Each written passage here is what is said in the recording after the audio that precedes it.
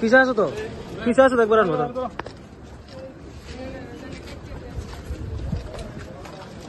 তুমি তোমার আছে না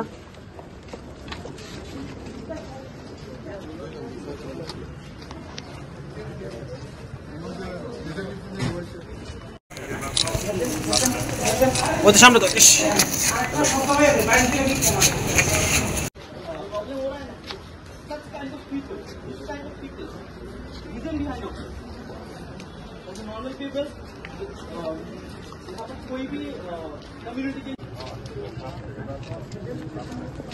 ওদের সামনে তো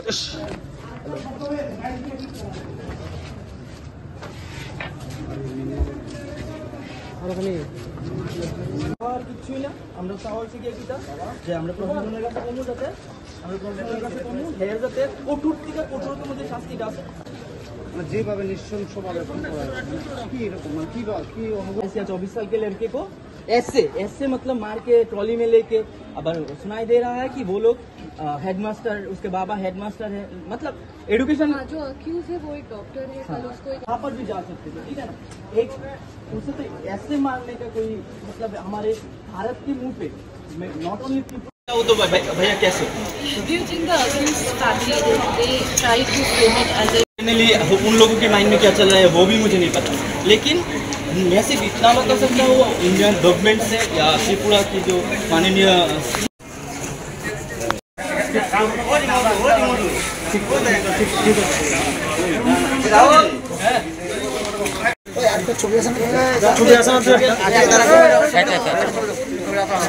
শিক্ষিত সমাজের মধ্যে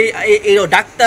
ডাক্তার তারপরে এর বাবা বলে হেডমাস্টার ডাক্তার হেডমাস্টাররা যদি একটা মানুষকে নৃশংসভাবে হত্যা করে আলা তাহলে আজকের দিনে আমরা কারে সেফ মনে করি আমিও তো একজন স্টুডেন্ট আমিও একটা পড়াশোনার লগে রিলেটেড আছি না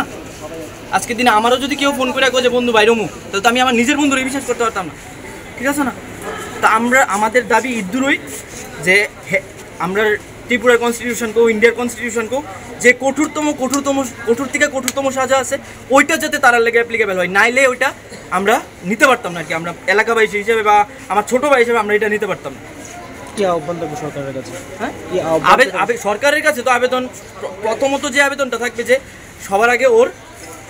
ফ্যামিলিটার দিকে তাকানোর জন্য কারণ একমাত্র ইনকাম সোর্স আসলো ওই মাত্র 20 বছরের ছেলে হ্যাঁ দুনিয়াটারও ভালো করে দেখছে না তো আজকের দিনে দাঁড়াইয়া 20-21 বছরের একটা পোলার এরকমভাবে হত্যা করে লাইছে এটা তো কেউই মানতে পারতো না না তো সরকারের কাছে আবেদন থাকবো যে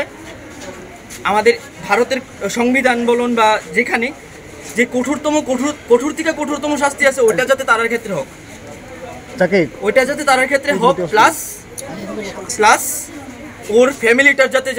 ফ্যামিলিটার দিকে যাতে ওরা একটু তাকাক আমাদের এটাই দাবি এটা তো আমরা ত্রিপুরা না শুধু এটা আমরা ভারতের মধ্যে একটা কলঙ্ক লেগে গেছে যে আজকের দিনে দাঁড়ায়া এই সভ্য সমাজের মধ্যে শিক্ষিত মানুষ হয়ে সেটা যদি আজকের দিনে শিক্ষিত মানুষরা যদি এই পরিণাম করছে তো আবার শুনতেছি কি তাই একজন ডাক্তার হয়ে সেটা যে তাই মানুষটাই কি তা বাঁচাইব যে জায়গার মধ্যে তাই নিজেই একটা ছোট্ট ভুলা হ্যাঁ আজকের দিনে যদি ভুল করে থাকে এর বাড়ির মধ্যে গার্জিয়ান আছে বা আমাদের পাড়ার ক্লাব আছে বা আমাদের থানা টানা সব আছে ওইখানে একটা কিছু করতে পারতো তারা নিয়ে আসে ডাইরেক্টলি ওই ফুলাটারে মেডা লাইছে তো আমরা চাওয়া আর কিছুই না আমরা চাওয়া হয়েছে গিয়ে কিতা যে আমরা প্রশাসনের কাছে কমু হের যাতে কঠোর থেকে কঠোরতম যে শাস্তিটা আছে ওইটা যাতে হোক আর নাইলে মানে এটা আমরা মেনে নিতে পারতাম না আর কি মানে যেভাবে নৃশংসভাবে খুন করা হয়েছে মানে কি এরকম মানে কি অনুভব করতেছেন আপনারা কি অনুভব করার মতো তো আমাদের মধ্যে মানে কথা বলার মতো তো আমাদের মধ্যে ভাষা নাই মানে আমরা এলাকাবাসী হিসেবে আমরা তো জিনিসটা এখন অবধি নিতেই পারতাছি না যে হ্যাঁ এর লগে এমন একটা ঘটনা হয়েছে এই যে কথা কইতেছে আমার শরীর দিয়ে গরম হয়ে যেতেছে আজকের দিনে দাঁড়াই আমরা শিক্ষিত মানুষ শুধু শিক্ষিত বই পড়েই শিক্ষিত হয়েছি বই পড়ে শিক্ষিত হওয়ার তো কোনো মানেই নাই এই জায়গার মধ্যে যে জায়গার মধ্যে আজকের দিনে দাঁড়ায় একটা 20 বছরের পোলা ভালো করে দুনিয়াটারও দেখছে না